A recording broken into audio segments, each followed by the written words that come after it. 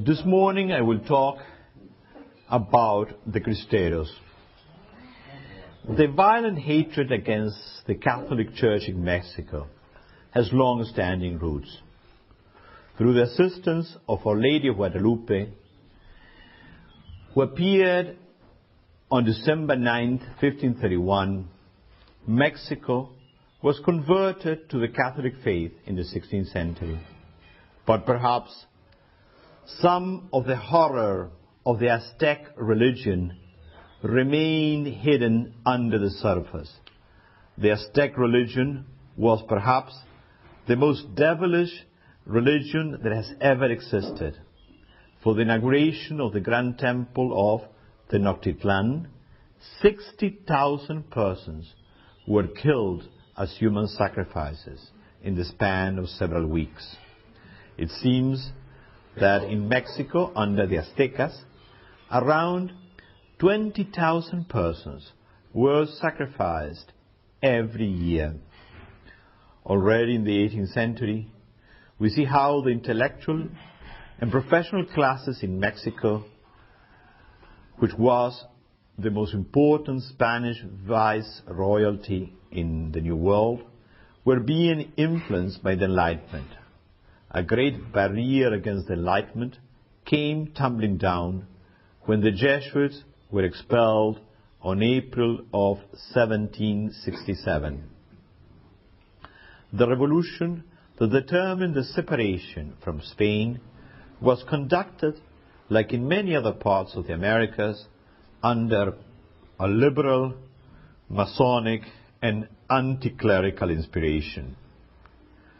It would lead me too much away from the main topic of this talk to analyze the revolutions that were led by Fathers Hidalgo and Morelos. Both, it should be noticed, that even if they use traditional symbols like the banner of Guadalupe, they were much influenced by the Enlightenment, the independence of North America, and the principles of the French Revolution. Hidalgo, like many clerics and laymen of his times, did not have the mental clarity to see that the principles of the Enlightenment were contradictory with the Catholic faith. A case in point of this lack of awareness in many in the 18th century. I mentioned the case some years ago of the father of Donoso Cortés. The Mexican Constitution of 1824 reduced the privileges of the churches, but at the same time declared Catholicism to be the state religion. The reform laws of 1836 abolished monastic institutions, removed the competences of the clergy on civil matters, and secularized the properties of the church. The Constitution of 1857, approved under the influence of Benito Juárez, took all sorts of measures against the church, confiscating its properties, introducing civil marriage. After the political and military defeat of the conservatives that had brought to Mexico Maximilian of Austria to reign as emperor with the support of Napoleon III, the situation of the church became worse.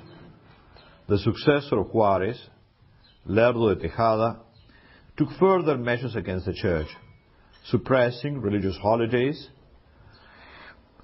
banning the clergy to wear religious habits or the cassock. The foreign religions that entered Mexico during the brief reign of Maximilian were all expelled. For nearly 30 years, Mexico was ruled by General Porfirio Diaz from 1884 to 1911. Even if he was inscribed in the Masonry and influenced by the positivism of Auguste Comte, Diaz was to a large extent tolerant of the church. Under his long rule, the church was able to function well, and even if the unjust laws of Juárez were not repealed, they were applied with certain tolerance. The religious were able to return. Schools, seminaries, and hospitals were reopened. Nevertheless, Catholics remain excluded from important political positions that were open only to those who had Masonic credentials. After several ephemeral regimes, power was taken by Venustiano Carranza from 1914 until his murder in 1920, then by Álvaro Obregón from 1920 to 24. The revolution that deposed Diaz quickly took a violent anti-Catholic position that led to the promulgation on February 5, 1917, of the Constitution of Querétaro. This constitution was intended to totally break down the Catholic Church. It was the legal expression of the purpose of the revolutionaries of completely eradicating the Catholic faith. Schools should be totally secular in their approach, and religious teaching in the schools, in all the schools, both public and private, was forbidden. Religious institutes were banned, and they were also explicitly forbidden to have anything to do with primary and secondary education. Religious vows were forbidden because they were considered that they were in violation of human rights. The foundation of monastic houses was barred. This prohibition could easily be interpreted that all religious houses were not permitted. All ecclesiastical properties were confiscated, and the Church had its use under the conditions established by the government. Only civil marriage was recognized. The clergy could only be Mexican, and they were totally deprived of their political rights, and also part of the civil rights, because they were allowed to inherit property only from close relatives. The idea behind this last restriction was that property that was really given to the Church could not be placed in the name of an individual cleric. A vivid presentation of the persecution the Church suffered in Mexico could be found in the novel by Graham Greene, The Power and the Glory. Even if it suffers from different flaws, it provides, in a sense, the climate in which Catholics in Mexico lived in the 20s and the 30s. Both Carranza and Obregón, even if they affirmed the anti-clerical principles of the new constitution, they did not force their application. This happened with Plutarco Elías Calles, who became president in 1924. He wanted a strict application of the Constitution of 1917. Calles was a mediocre man who oscillated between liberalism and socialism, following the inspiration of the French Revolution and doing what later many communist regimes tried to do. He supported the creation of a national patriotic church. On February 21, 1925, the Mexican Catholic Apostolic Church was established. He picked a patriarch, a rather adventurous priest called Joaquin Perez, and 10 other priests were found to support him. Trade unionists of Marxist inspiration were used by the government to evict faithful priests from the churches and install in their place the schismatic priests. This attempt to divide the church, thank God, was short-lived, because it did not find any support in the faithful, and soon even the 7 of the schismatic priests, including Perez, returned to the Catholic Church. Calles promulgated 2 laws, the first one in January 6 and the second one in January 14, enforcing the norms of the Constitution. Through the first law, several Catholic schools were closed. The members of the active priests that were accepted to function by the government was reduced. Something that's important to understand is that the government had decreed that only the priests that had received a special authorization from the government could publicly function as priests. All churches had to be entered into a special registry to function. The second law, which is called the Calles law, made things worse. All manifestations of the cult outside the church were forbidden. The use of religious habits or any form of ecclesiastical attire was declared illegal. The fact that all instruction had to be without religious content was underlined. All religious orders or institutes were prohibited. Against these measures, the Mexican Episcopacy responded by suspending from July 31st all public sacramental functions, even if the churches were going to remain open, but entrusted to the laity. The sacraments and all other ceremonies of the cult would afterwards be celebrated outside the churches, which it meant that they would be performed in a clandestine and illegal fashion. The decision was placing a clear challenge to the government and was approved by the Holy See. At the same time that the government was taking totalitarian legal measures against the church, a bloody persecution was launched against the church. From 1926 to 1929, many priests, religious, and lay persons were murdered. What it should be underlined was that with very few exceptions, the clergy remained steadfast in the faith and formed a close front. Also, we have to underline, too, that all social classes were subject to persecution. Catholics and Episcopacy were divided in how further they could resist the actions of the government. The moderates formed the National League for the Defense of Religious Liberty. They objected to any armed rebellion, and wanted to continue the fight at a civil level, requesting the total liberty of cults, of seminaries, and of the schools. The League planned an economic boycott to force the government to abandon the enforcement of the Calles laws. Means of this was a total renunciation of the consumption of articles of luxury, a restriction of the use of means of trade, and removing deposits from the banks.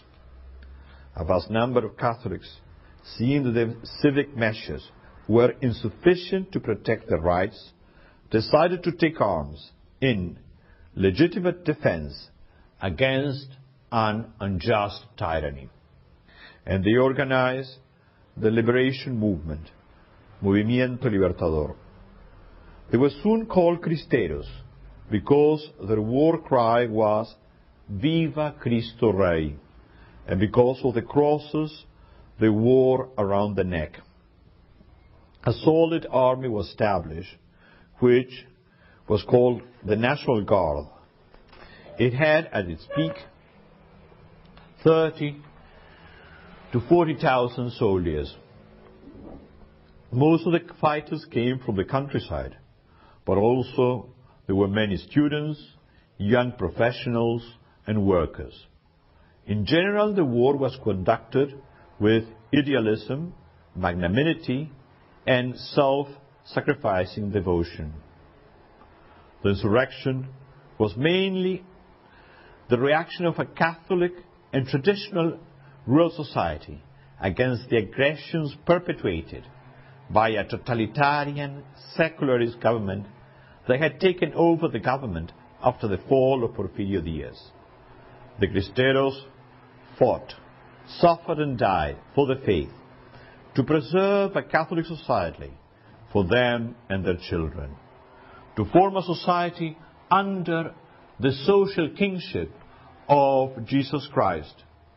It should be noticed that in Mexico the teachings containing the encyclical letter Quas Primas of Pius XI on the kingship of Christ were very influential. Regrettably, only few bishops like Orozco of Guadalajara, González y Valencia of Durango, and Manriquez y Zárate de Huejutla supported in a decided way the crusade. The insurrection was a spontaneous grassroots movement which was not coordinated by the authorities of the church. Most of the Cristeros, as I said, came from the countryside, and they were moved by a deep religious convictions.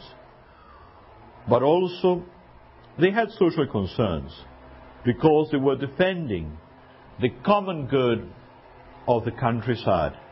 We can make a parallel in between the Cristeros and the revolution in the Vendée.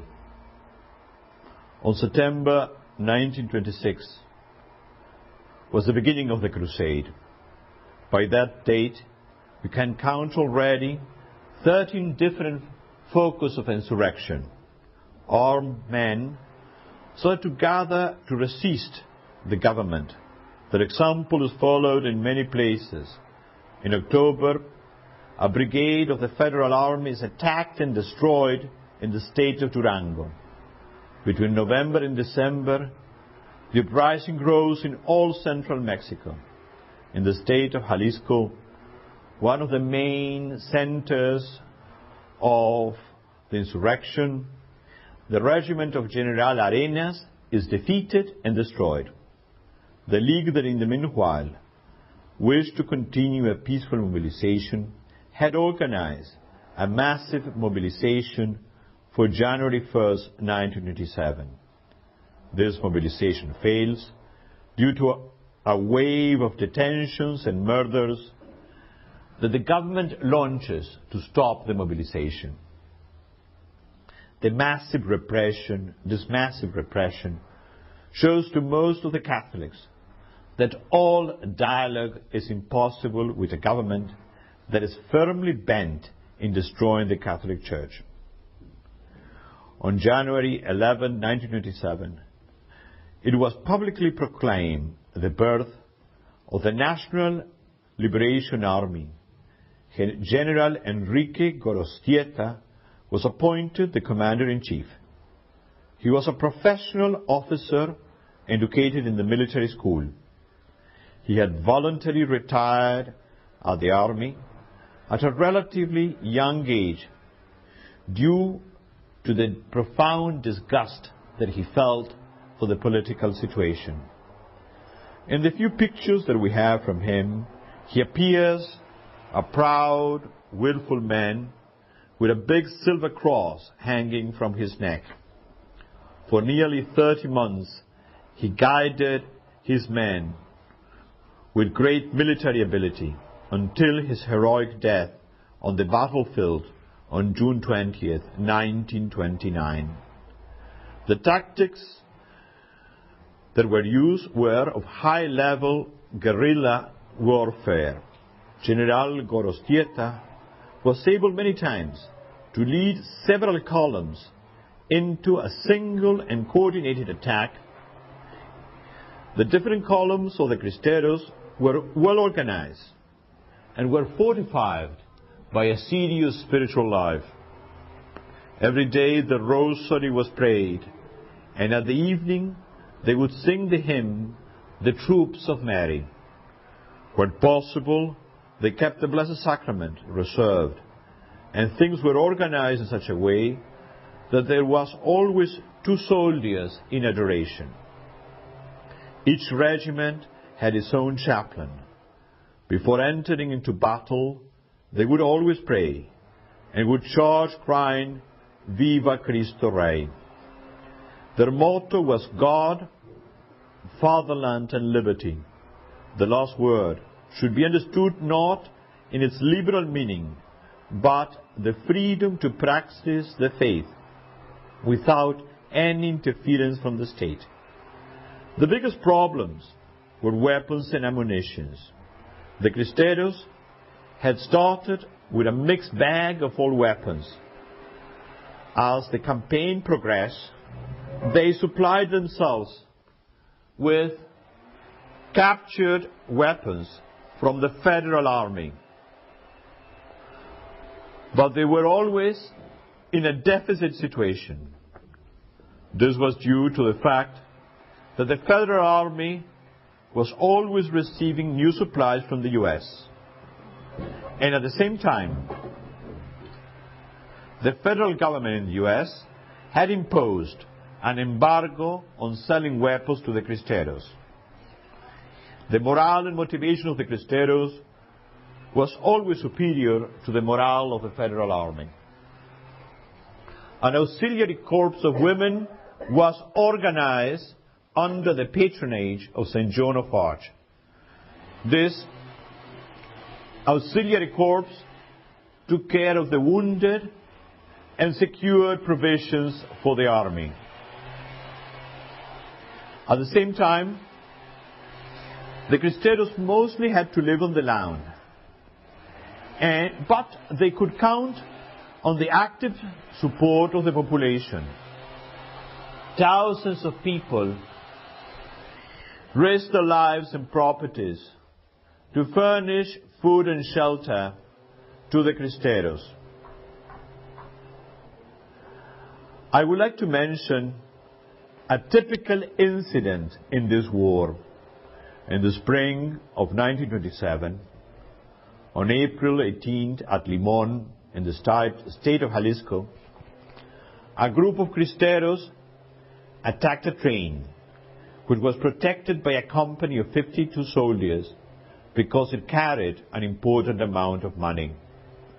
The Cristeros were commanded by Father Vega, who had been suspended by his bishop for taking arms against the government. It should be noticed, here it's important, that the bishops agreed that priests should act as chaplains, but they had banned priests from actually becoming officers in the army. Every man of the federal troops was killed and the money was taken. This incident was used by the Calles government as a proof that the church was openly involved in the rebellion. Lurid details were invented, like tales of civilian passengers being burned alive or shot as they emerged from the burning coaches. Really, only 1 or 2 civilians got killed because they were caught in the crossfire. The Cristeros soon began to have a taste of victory. At a combat called Puerto del Aire, on June 18, they suffered 7 casualties and they inflicted 147 casualties to the Federals. Many other victories can be mentioned that summer, which culminated on August 20th, when, at a place called El Cobre, they defeated a Federal brigade, causing 370 casualties to the Federals. In the fall of 1927, the presence of the Cristeros in the state of Jalisco led the government to tell all its supporters that they could no longer protect them. By January of 1928, General Amaro, who had been sent to fight the revolt in the state of Colima, is forced to ask reinforcements of troops and airplanes to keep the situation at hand. By March of that year, the Cristeros are nearly 40,000 men combating in 12 states. By the month of May, the Cristero division, which is operating in South Jalisco under General Jesus de Gollado, is capable of making complicated tactical maneuvers. By mid-1928, Calles has to accept the fact that he cannot control the rebellion. On November 13, 1927, an attempt against the life of General Obregón failed. He just remained wounded. This attempt was organized by 3 members of the League who were friends of the very popular Jesuit, Father Miguel Agustín Pro.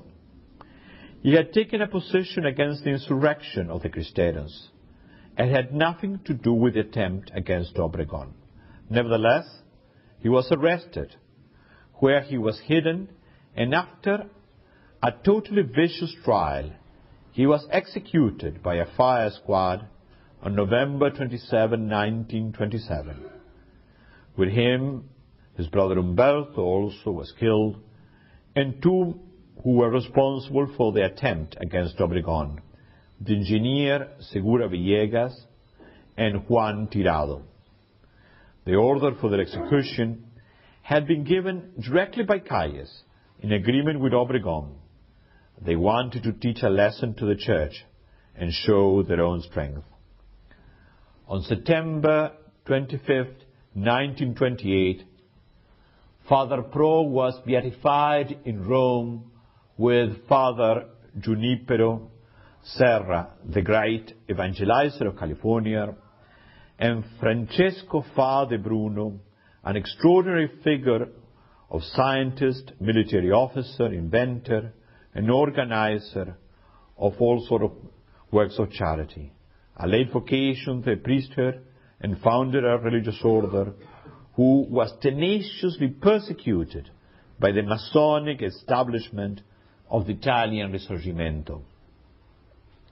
The liberals within the Church were very much annoyed with these beatifications.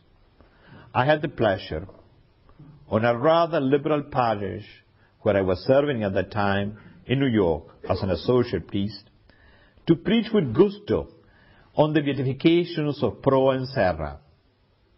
On November 22nd of that same year, John Paul beatified a group of 25 martyrs of the Mexican persecution. Some of them were priests, others were laymen. Between the laymen was Manuel Morales, president of the National League for the Defense of Religious Liberty. In accordance with his agreement with Calles, on early 1928, General Álvaro Obregón had been elected president again in a balloting that was not precisely clean. On July 17, he was celebrating his election with a great banquet in the restaurant La Bombilla in Mexico City. He was surrounded by 500 supporters when a young priest offered to show him a picture that he had just made of the general. Obregón took the sheet, and when he was admiring his portrait, the young man took out a pistol and shot him 4 times, killing him in the spot. The death of Obregón also marked the end of the power of Calles. At the end of his mandate, the attorney Portes Gil was appointed provisional president on December 1st, 1928. He did not change at all the anti-clerical program of his predecessors, and the persecution continued. At the same time, the strong tensions within the ruling party and the economic difficulties of the government showed to the Cristeros that after 2 years of war and suffering, the victory was possible. By the end of 1928, the Cristeros were de facto controlling the countryside and nearly half of the country.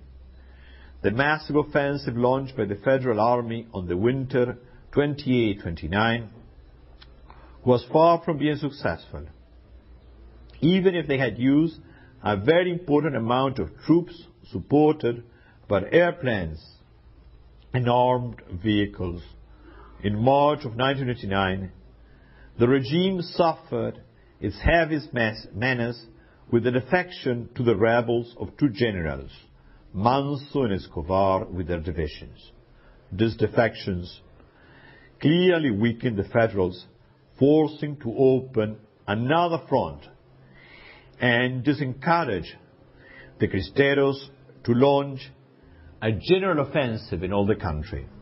From March 3rd to May 15, 1929, in a series of heroic combats, the Cristeros routed nearly 30,000 Federal troops and conquered the towns of Aguascalientes, Tepic, Guadalajara, where they were received with great enthusiasm by the population. Regrettably, during this offensive, the Cristeros lost their commander-in-chief, General Gorostieta, and the offensive had to stop by the beginning of spring due to the lack of ammunition. The Cristeros were particularly offended by the partial way in which the American government was acting. The Federals were allowed to buy all sorts of weapons and ammunition in the States, while a strict embargo was applied to the Cristeros. Even the International Red Cross could not assist them. To protest this policy of the U.S. government, different persons and groups raised their voices. The Archbishop Curley of Baltimore wrote on April 11, 1926, asking the government to stop supplying arms and ammunition to Calles, so to limit his power to persecute believers. The Catholic Dames of America wrote on September 27, 1927, to President Coolidge, expressing their astonishment for the support of the White House to the oppressive regime of Calles.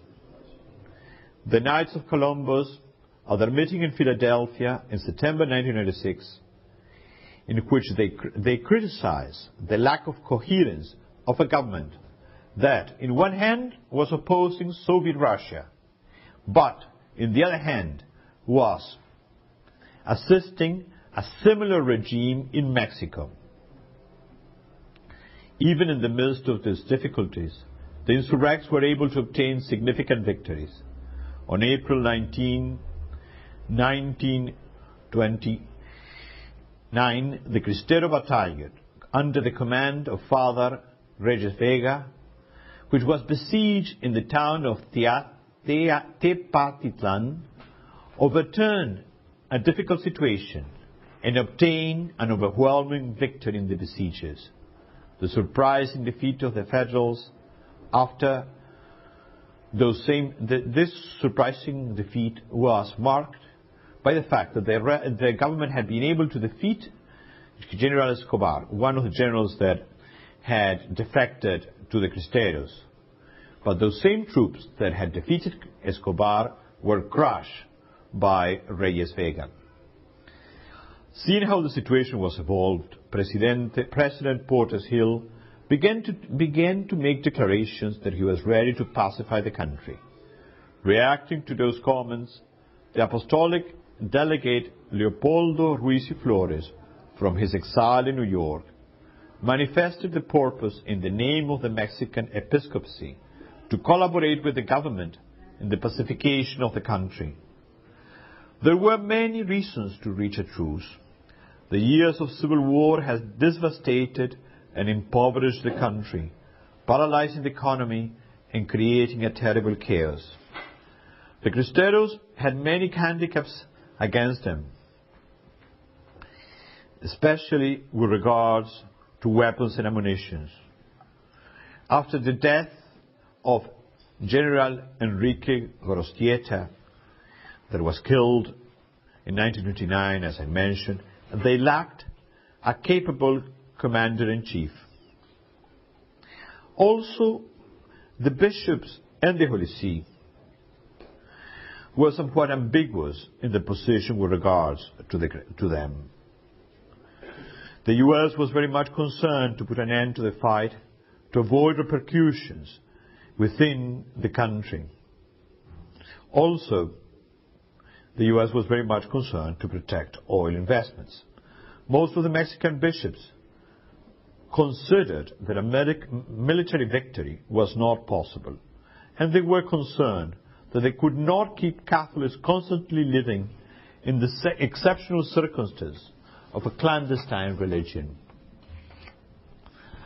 On June 1929, an agreement was reached through the intervention of the more moderate bishops, the American ambassador Dwight Morrow, and the apostolic delegate in the United States, Fu Massoni Biondi.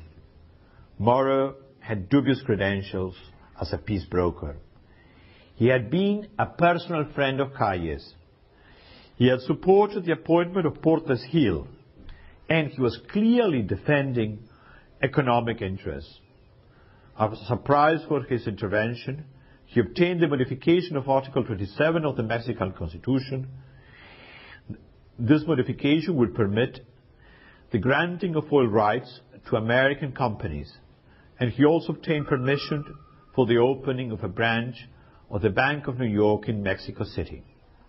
The negotiations, under the mediation of Morrow, took place at the historical castle of Chapultepec, and on June 21, 1929, an accord was signed. It was not presented publicly as a peace agreement between the parties involved, but it took the form of a press release by the new Mexican president, Portes Gil. The government declared that it did not want to destroy nor attack the church, but just apply the existing laws. But we have to remember that those laws were deeply anti-Catholic. The government declared that the registration of the priest, recognized by the government as active in the pastoral work of the church, was a mere administrative act, and it did not invade the rights of the hierarchy. It was permitted to teach religion in churches and within the churches. It was listed to present petitions for the reforms of the laws. In his own turn, the apostolic delegate, Ruiz y Flores, declared that the public cult in the churches would be restarted. Verbally and in a private way, Portes Gil promised amnesty for the Cristeros, that it would stop fighting, and demanded exile for the more hardline bishops, Orozco, González y Valencia. González y Valencia, and Manriquez y Zárate. These three bishops left the country. Instead, many Cristeros were executed. On June 29, the feasts of the Apostles St. Peter and Paul, the churches in Mexico were reopened to the cult. Bells were started to peal in all the country, and Mass was celebrated in public again, with all the churches thronged with the faithful. As Jarlot notes, Pius XI had established three conditions to reach an agreement with the Mexican government. The churches, rectories and convents and schools that had been confiscated had to be returned to the church. In the future, ecclesiastical property should be respected. Third, the insurgents that gave up the fight should receive an amnesty.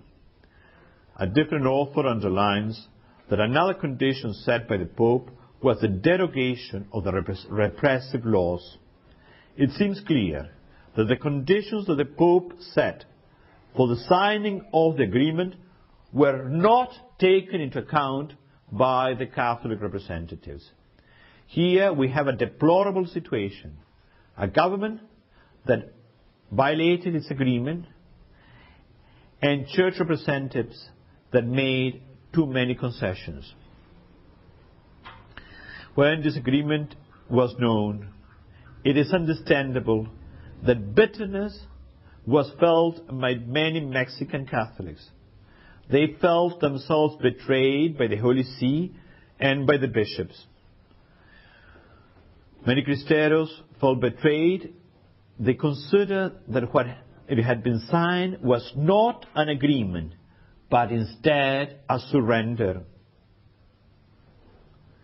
The church accepted a compromise that was absolutely more favorable to the government than to the church. On the basis of this agreement, the church could restart to function with extremely onerous limitations. The priests legally allowed to fulfill their public ministry were extremely few. One for every 33,000 faithful in Michoacán, one for every 45,000 faithful in Chihuahua, one for 60,000 faithful in Chiapas, and one for 100,000 faithful in Veracruz. We have here, in an article that was published in 30 Giorno, 30 days, a very interesting declarations by a lady called Dolores Ortega. By that time, she's very old, but she was a militant of the Brigade's Joan of Arc. And she is clearly a lady of some substance and some influence in Mexico. She states that Monsignor Diaz, the Archbishop of the City of Mexico, told her that they were fooled by the government. The bishop seems to have said, we were confused and we were fooled.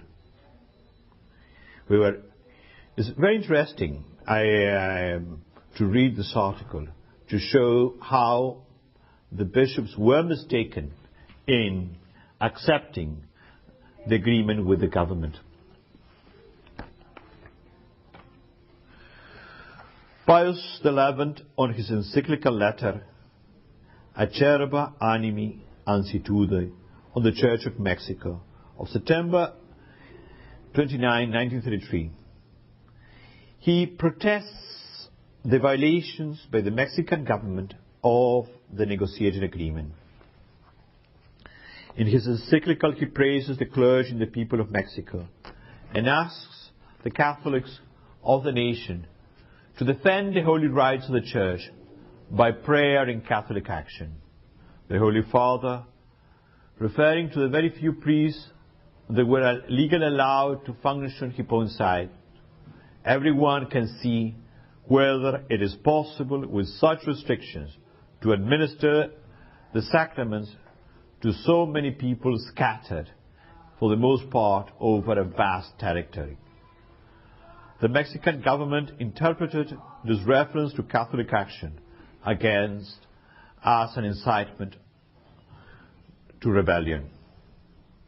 Really, Pius XI was against the rebellion. Perhaps, in a prudential, in this type of prudential decisions, not necessarily the Holy Father is always right. It's just a prudential decision. Myself, from reading the documents and from my research for preparing this lecture, I reached the conclusion that here we have two problems. Number one, the Cristeros could have had a chance. Second, the conditions that the bishops accepted were totally insufficient. And thirdly, they received no guarantees whatsoever of the government that the Church was going to be protected. Lastly, but more important, how a government that had done such atrocious things against the Church could be trusted. Let's be realistic. So, it's surprising that they were ready to reach an agreement with the government without any guarantees. The Mexican government, as I said, interpreted or really used this encyclical of Pius XI as a pretext to launch another persecution against the Church. As a result of this, the apostolic delegate Ruiz was expelled for the third time. The confiscation of the Church property continued by President Lázaro Cárdenas. He was the president from 1934 to 1940, who also ordered that in all schools instruction should be given on the doctrine of socialism, Marxism, atheism, and sex education. These three measures caused a wave of protest, and for a time a new version of the bloody Calles regime was feared. It soon became apparent that such unpopular decrees could be carried only by force. The government had to retreat, and there were important changes in his cabinet. However, the campaign to destroy the church continued, and it culminated with the closure of all seminaries. As the persecution against the church continued, Pope Pius XI, in his letter of April 1937 to the Mexicans, he recommended that they organize peaceful, expanded Catholic action and maintain the faith. Although the Pope in that document allowed for the lawfulness of armed resistance under certain circumstances, he underlined that the Church as such can never go that way. But really, here we have to make a very, very important theoretical distinction, which is in accordance with the traditional doctrine of the Church. The clergy should not be combatants, but it's the function of the laity to take up armed resistance if circumstances make it necessary. It's something that is part of the traditional doctrine of the Church. You find it very, very clearly expressed in St. Thomas Aquinas. So we have to make that distinction.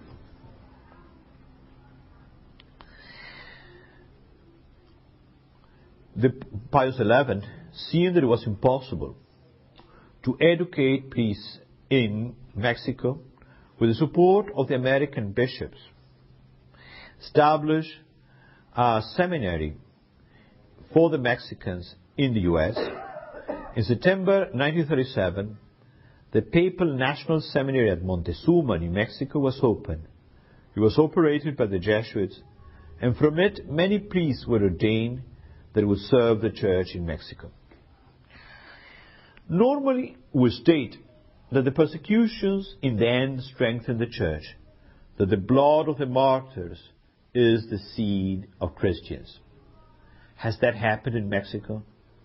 I cannot give you a clear-cut answer, but what is true is that many factors came together to limit the vitality of the Church. The traditional faith remained and in many ways was strengthened. More so, we can say that many in Mexico became more conscious of the grave errors that are part and parcel of liberalism. At the same time, we have to consider that due to the fact that the priests were allowed to exercise their ministry in a very limited way, very few, and others were operating in a clandestine way, their ability to evangelize society was very, very, very much limited. Strong efforts to teach catechism were undertaken by Catholic action, and to some extent it was successful in the cities. But vast groups in rural areas were instructed only in a limited way. Something that's particularly serious, and I think that has really damaged the Church, is the monopoly by the state of education, and the fact that this education has a strong liberal and secularist content had an effect in the people of Mexico. It was only gradually after 1940 that Catholic schools could be established with the presidents of Manuel Ávila Camacho, that was the president of Mexico, from 1940 to 1946. The problem is that those schools only touch a minority of the students.